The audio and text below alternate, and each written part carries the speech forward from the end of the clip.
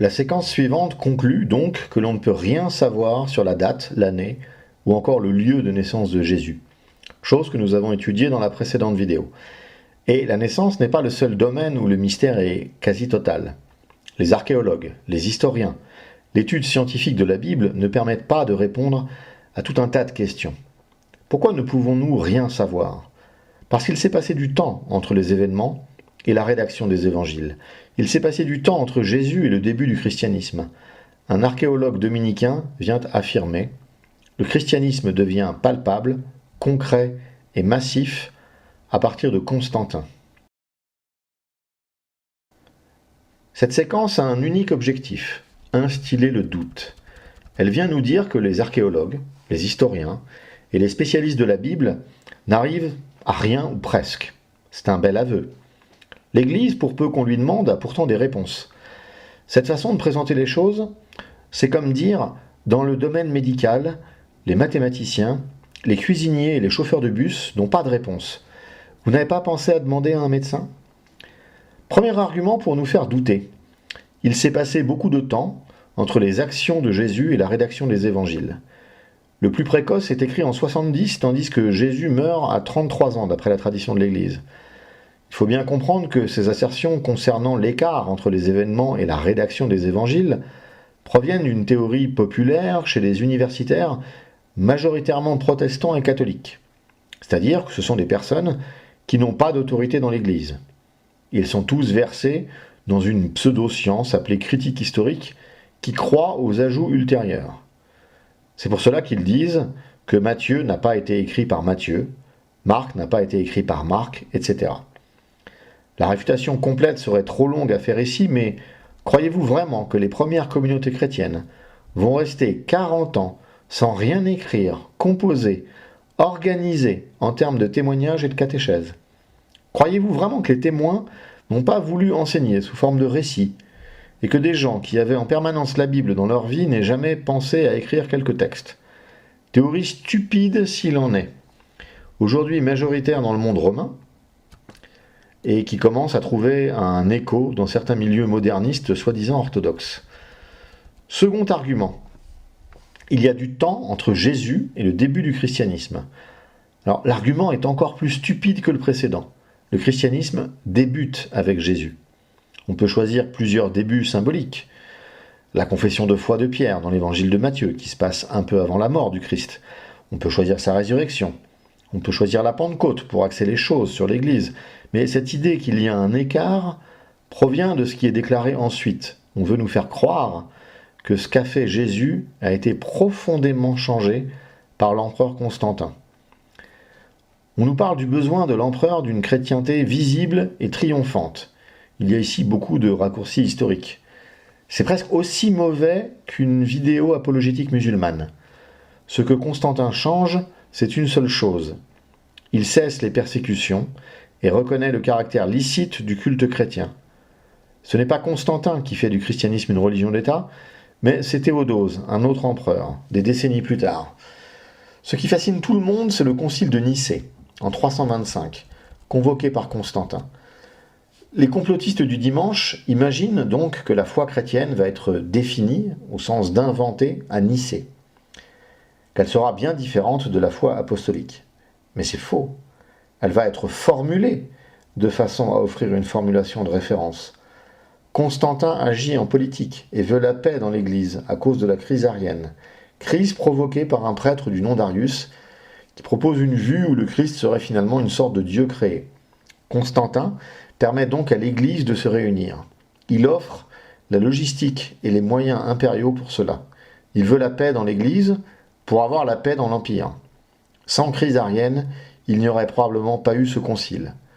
Les complotistes du dimanche peuvent remercier Arius, mais cette formulation issue de Nicée ne change rien à la foi qui existait auparavant dans les textes patristiques que nous avons, qui ont tous une parfaite orthodoxie, mais sur des formulations différentes. Chaque formulation répond à une problématique. Irénée de Lyon attaquait la gnose, Nicée attaque Arius. Et surtout, les complotistes du dimanche oublient un fait important.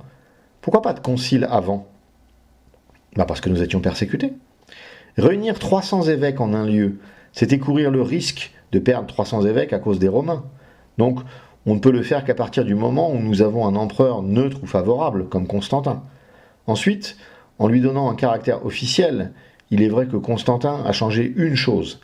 On a commencé à avoir, et cela ne s'est pas arrêté depuis, des gens faisant carrière dans l'Église. Ceci n'existe pas pendant une persécution. La séquence suivante s'ouvre sur cette déclaration de l'archéologue dominicain. La Terre Sainte s'est couverte de lieux saints. Se sont-ils trompés? Peut-être, peut-être pas, ou souvent, ou pas trop souvent. Mais en fait, l'archéologie chrétienne commence avec Constantin. Fin de citation. Le commentateur reprend. Si l'archéologie ne peut rien nous apprendre, que disent les sources historiques? Il y en a 3.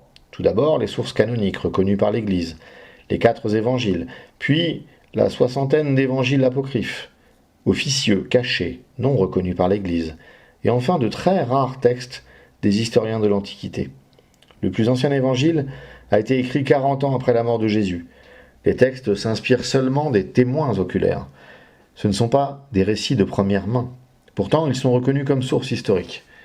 L'émission nous emmène ensuite au monastère Sainte-Catherine du Sinaï, contempler le Codex Sinaiticus, le plus ancien Nouveau Testament complet disponible.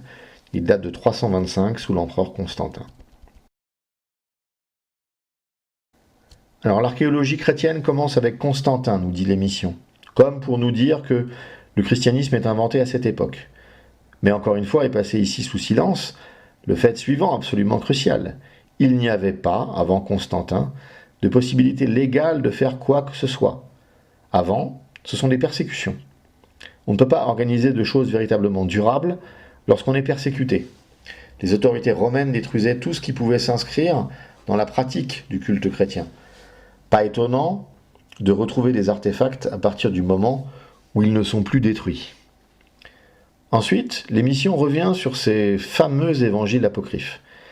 Frédéric Lenoir viendra dans la séquence suivante expliquer pourquoi ces 4 textes ont été différenciés des autres, je veux parler des évangiles, et c'est à mettre à son crédit. Mais il semble que les chrétiens soient la seule communauté humaine à ne pas avoir le droit de définir ce qui est véridique sur son histoire et à être toujours soupçonné de mentir. Il y a 2 fourberies ici. La première est de considérer l'Église comme extérieure au texte chrétien. Mais il faut bien comprendre que c'est l'Église qui produit les textes. Elle produit elle-même ses propres textes saints. Elle sait donc, en tant qu'organisme cohérent, ce qu'elle a produit ou pas. On peut, à un certain degré, pour les besoins de la compréhension ici, la considérer comme une maison d'édition. Elle sait ce qu'elle édite. Croyez-vous que l'on puisse sérieusement aller voir Gallimard ou Flammarion et leur dire « Vous avez aussi édité ça un jour, mais vous nous le cachez à cause de votre politique éditoriale actuelle. » Peut-on aller voir un journal, comme Le Monde, et écrire un faux article en disant « Vous refusez de publier cela, vous êtes des menteurs ». C'est à peu près aussi grotesque. Il ne suffit pas d'écrire un texte racontant les hérésies sur le Christ, le nommer avec un nom prestigieux, pour que tout de suite l'Église ait à s'adapter sous peine de mensonges et de dissimulation. Si quelqu'un faisait un texte signé Himmler, montrant à quel point les nazis prenaient soin du sort des Juifs, faudrait-il revoir totalement l'histoire de la Seconde Guerre mondiale? Les textes qui se retrouvent apocryphes sont des textes dont l'Église dit « Je ne suis pas à l'origine de ces textes. Ils n'enseignent pas la vérité, ou que de façon partielle. Le proto-évangile de Jacques, par exemple, raconte des choses qui sont dans la tradition de l'Église, mais mélangées avec des choses plus douteuses. Donc, nous ne le recevons pas comme texte ayant autorité canonique. » J'ai déjà parlé du problème de la datation des évangiles. L'émission prend pour scientifiquement établi le fait que les évangiles soient plus tardifs, au moins 40 ans et sans témoin direct. Je vous renvoie à tous les travaux d'un prêtre catholique romain, l'abbé Jean Carmignac, qui s'est courageusement battu pour faire valoir la version correspondante à la tradition de l'Église, rédaction quasi immédiate. Il faut juste prendre une précaution sur le terme rédaction. Le christianisme était, comme sa matrice mosaïque, une tradition où l'oralité était déterminante. Les candidats au baptême devaient souvent apprendre un évangile par cœur.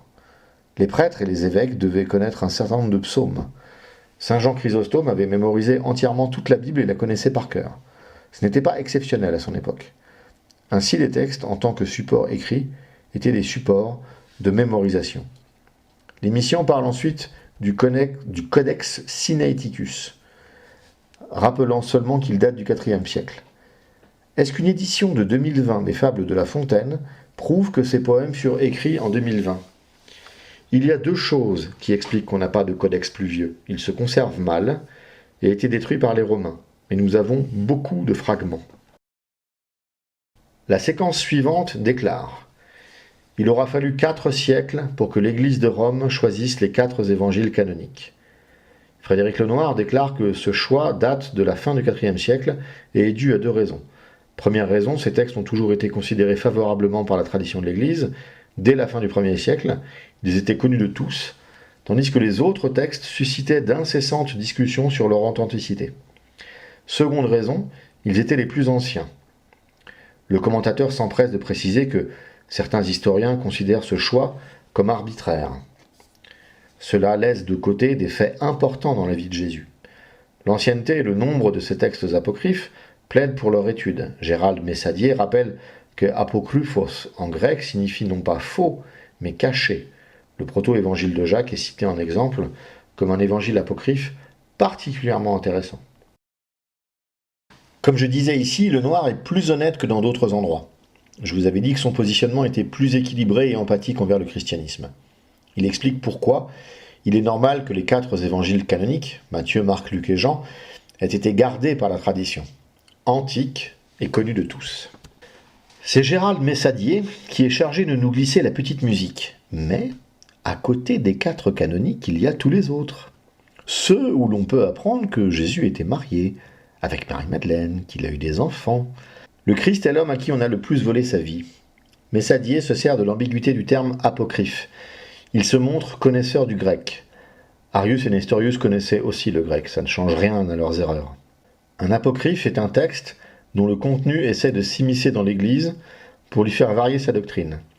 Le seul cas de figure vraiment intéressant serait si nous trouvions un 5e évangile véritablement en accord avec la doctrine chrétienne. Quelle serait l'attitude de l'Église vis-à-vis du texte ? Mais c'est très peu probable, car nous aurions eu une trace quelconque du texte dans toute la tradition de l'Église. La séquence suivante poursuit sur les sources historiques principales concernant Jésus. Tacite, Suétone et surtout Flavius Joseph, présenté par Frédéric Lenoir comme authentique. L'émission se penche ensuite sur Marie. Elle apporte la version chrétienne, virginité, conception d'origine divine, annonce par l'archange Gabriel. Frédéric Lenoir explique que ceci est un pur objet de foi, le fait de croire que le vrai père de Jésus soit en fait Dieu et non un homme. L'émission explique que les récits antiques de conception miraculeuse sont presque quelque chose de banal, ils n'étonnent personne.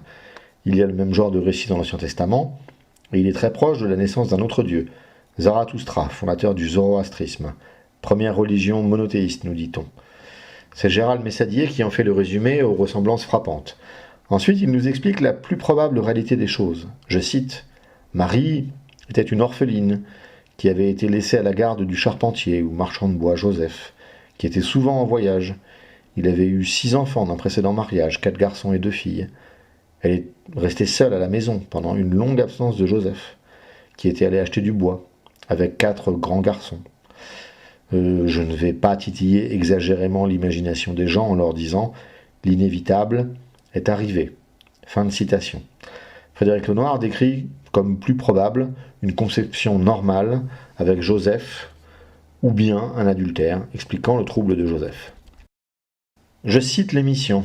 Les textes religieux sont contradictoires et les textes historiques imprécis. Il faudra s'en contenter. Pourtant, les textes historiques ne sont pas imprécis. Tous décrivent la même chose, l'émergence du christianisme avec des personnes adorant le Christ comme Dieu. On peut effectivement dire que ce n'est pas le sujet central des historiens de l'époque.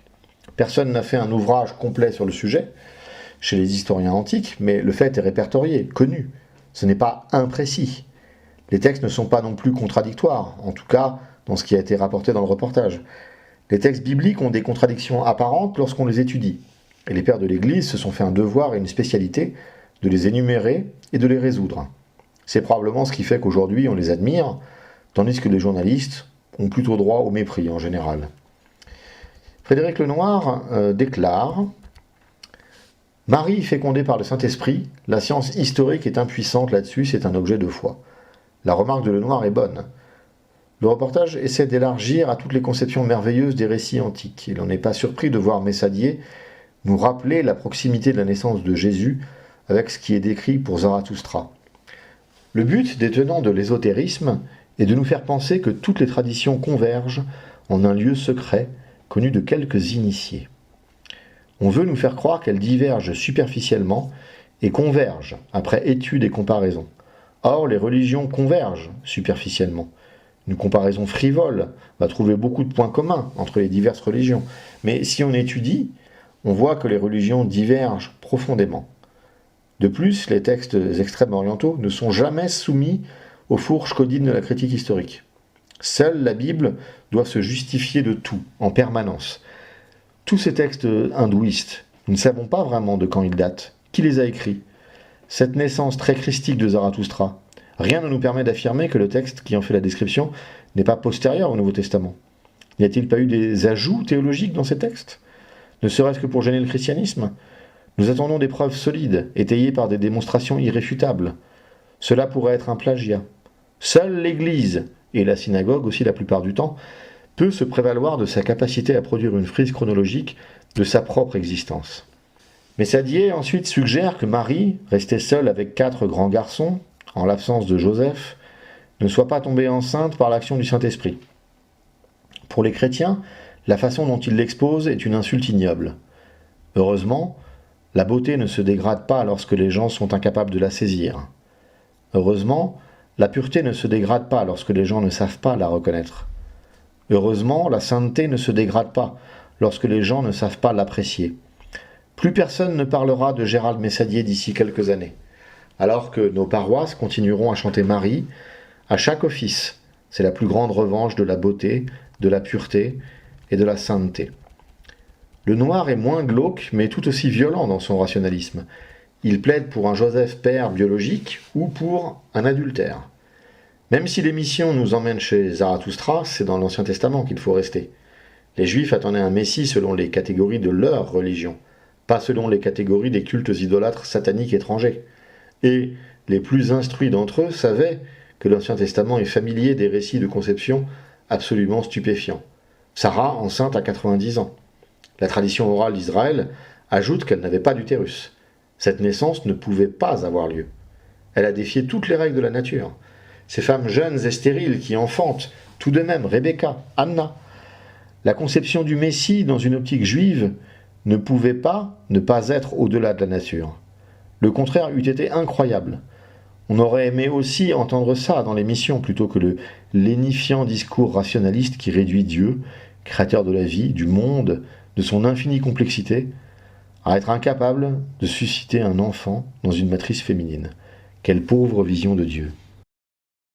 Dans la séquence suivante, l'émission essaie de nous expliquer pourquoi, d'une naissance naturelle et ordinaire, on a voulu faire une naissance surnaturelle et extraordinaire, à cause de l'attente messianique juive. Les Juifs attendent un Messie qui doit naître d'une vierge à Bethléem, d'où la construction du récit de conception virginale réalisé par les scribes chrétiens. L'Église catholique, au cours de l'histoire, va multiplier les dogmes sur Marie, mais son culte était déjà très répandu chez les premiers chrétiens. Frédéric Lenoir explique que le peuple montre tout de suite une ferveur populaire envers Marie, et l'Église va vouloir encadrer cette ferveur. Les apparitions mariales au XIXe siècle vont beaucoup aider à ce culte marial. Les évangiles disent que Jésus avait des frères, des sœurs. Certains disent qu'il s'agit de demi-frères ou de cousins. Un tombeau pouvant être celui de Jésus et sa famille a été découvert à Talpiot en Israël, permettant de douter des évangiles. Frédéric Lenoir nous précise que le mot frère et sœur, aussi bien en grec qu'en hébreu, signifie également demi-frère ou cousin. Et le texte nous dit bien que cette famille, au départ de son ministère, ne croyait pas en lui.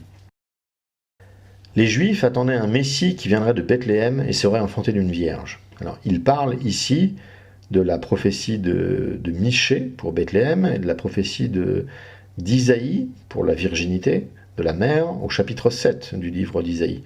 On aurait aimé que cette prophétie soit lue ou commentée. La voici donc. C'est pourquoi le Seigneur lui-même vous donnera un signe. Voici la jeune fille deviendra enceinte, en hébreu, en grec c'est directement la Vierge deviendra enceinte, et elle enfantera un fils, et elle lui donnera le nom d'Emmanuel. Toute la séquence ici sert à instiller le doute sur la virginité de Marie. Dans le monde protestant, ce rationalisme stupide a déjà fait des ravages.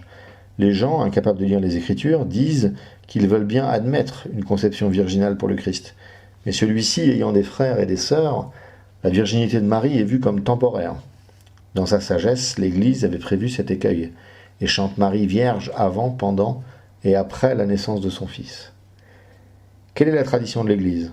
Joseph était un homme beaucoup plus âgé que Marie. Il avait déjà eu des enfants. Il avait donc déjà honoré son commandement de procréer. Il était veuf, et Marie, ne pouvant être une femme seule, célibataire, dans la société juive du 1er siècle, Zacharie a décidé de la confier, via le mariage, à la protection de Joseph, sachant qu'elle avait fait le vœu de se consacrer totalement à Dieu. Elle voulait rester au temple, mais le fait qu'elle devienne une femme et que son corps se transforme de façon tout à fait classique avait fait qu'elle avait dû partir, quitter le temple. Le reste de l'histoire, vous le connaissez. Jésus avait donc des demi-frères et sœurs, et comme le dit le Noir, c'est le même mot. Il les a absolument considérés comme ses frères et sœurs. Il est vrai qu'ils étaient sceptiques au début de son ministère, mais ensuite, après sa résurrection, ils ont pris une part déterminante dans l'Église. Jacques, son frère, fut le premier évêque de Jérusalem. Jude, un autre frère du Seigneur, signe une des épîtres du Nouveau Testament.